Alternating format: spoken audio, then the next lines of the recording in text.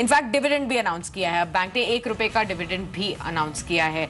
Other income अगर आप देखेंगे, ये थोड़ा कंसर्निंग फैक्टर लग रहा है। 20% ऊपर इस वक्त बढ़त देखने को मिल रही है। हमारे साथ एनालिस्ट भी मौजूद है, मिस्टर मयूरेश जोशी हमारे साथ जुड़ चुके हैं बैंकिंग का नंबर्स पर बातचीत करने के लिए। बहुत बहुत स्वागत है सर आपका। शुक्रिया अपना समय हमें देने के लिए। प्राइमा फेसी जो हम नंबर्स देख रहे हैं HDFC बैंक के, अगर आप देखेंगे मुनाफे के तौर पर तो यहां पर अच्छी खासी बढ़त देखने को मिली है पिछले साल के मुकाबले। एसेट क्वालिटी दोनों ही पैमानों पर, नेट एनपीएस या फिर ग्रॉस एनपीएस के पैमानों पर देखेंगे बहुत ही स्टेबल देखने को मिल रही है। लेकिन जो कंसर्निंग फैक्टर है जिसके बारे में आपसे पूछना चाहती हूं वो प्रोविजनिंग का है। प्रोविजनिंग काफी ज्यादा बढ़ी हुई नजर आ रही है, 1260 करोड़ तक की प्रोविजनिंग करी है। किस तरीके से नंबर आपको लग रहे हैं?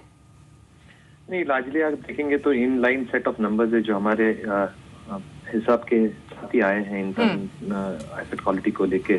प्रोविजनिंग की जहां तक बात हुई, मेरे ख्याल से जो आरबीआई की डायरेक्टिव आई थी इन टर्म्स ऑफ प्रोवाइडिंग, शायद बैंक ने proactively they have added on providing more in this quarter, और जो स्टैंडर्ड एसेट्स पे भी एक प्रोविजनिंग बढ़ानी थी, शायद बैंक ने वो एंगल भी शायद ये क्वार्टर के रिजल्ट्स में प्रोएक्टिवली बढ़ाया होगा। तो I think if I have to assume कि ये सिनेरियो होगा, बाकी के नंबर मोर और less in line with estimates. Right. NIS जो रहे हैं वो 9055 करोड़ तक की एनआईए ग्रोथ यहां पर देखने को मिली है, और ये भी पिछले साल के मुकाबले काफी अच्छी बढ़त दिखा रहे हैं। खासतौर पर एनआईएम्स अगर देखेंगे मिस्टर जोशी तो यहां पर 4.3% तक की एनआईएम्स रही हैं। अभी तक आरबीआई के हिसाब से रेपो रेट में कोई ज्यादा कटौती नहीं हुई है। क्या आपको लगता है कि जो नेट इंटरेस्ट मार्जिन है ये आपके अनुमान के मुताबिक है या आगे जाते हुए इसी लेवल्स के आसपास बरकरार रह सकती है? नहीं, मेरे ख्याल से I think management last quarter में भी काफी ये थे to the fact that the margins will remain between 4-4.5। तो मेरे ख्याल से आई थिंक एक बहुत स्टेबल शो है मार्जिन्स के फ्रंट पे भी। 4.3% is a very good margin. और अगर आप देखते हैं जो प्रोविजनिंग इन्होंने की है, even with that provisioning, I think जो प्रॉफिटेबिलिटी का अनुमान लगाया था स्ट्रीट ने उसके आजू बाजू आया है। तो I think it's a very strong performance bank से, कंसिस्टेंट परफॉर्मेंस है, और मैनेजमेंट कमेंट्री भी यही दर्शाएगी कि I think the performance going ahead should also be very consistent. जी, थैंक यू मयूरेश हमारे साथ जुड़ने के लिए। हमारे साथ टीएस हरिहर जुड़ चुके हैं और नंबर्स पे उनका रिएक्शन ले लेते हैं। एचडीएफसी बैंक के नंबर्स आपके सामने आए हैं।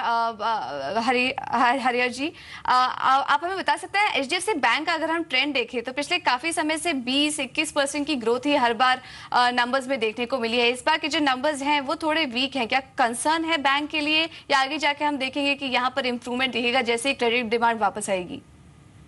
मेरे ख्याल से दो चीजें हैं। एक तो आई थिंक जो डिमोनेटाइजेशन हुआ था डेफिनेटली एक इम्पैक्ट किसी न किसी तरह से पड़ गया। तो it is there in the form of lower growth या it is higher NPS. I think in case of HDFC bank it is more in the case of lower growth. तो मुझे तो कोई चिंता वाली बात नहीं लग रही है। आई think the growth model of HDFC bank continues very solid, और ये मेरे ख्याल से एक एबरेशन है, वन ऑफ क्वार्टर है, और आगे 3-4 क्वार्टर में जैसे रिमोनेटाइजेशन होगा I think it should get back to normal.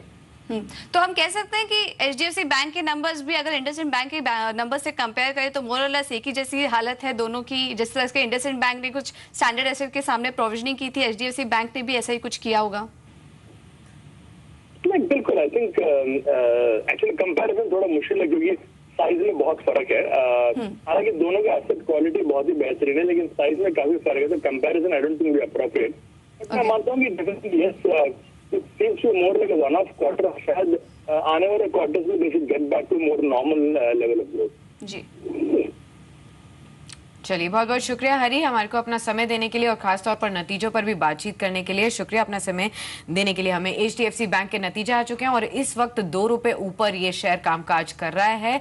नतीजों के बाद हमने देखा कि एक स्टेबिलिटी परफॉर्मेंस देखने को मिली है, भले ही वो एसेट क्वालिटी को लेकर हो या फिर प्रॉफिटेबिलिटी फ्रंट पर जो हमने 18% तक की बढ़त देखी है वो भी अनुमान के मुताबिक रही है। प्रोविजनिंग थोड़ी बड़ी है। मैनेजमेंट की कमेंट्री कुछ ही देर बाद जब आएगी तो पता चलेगा कि ये प्रोविजनिंग जो है वो कौन से एसेट्स के अगेंस्ट की गई है। इसी के साथ मिड कैप बाजार को यहीं समेटना होगा।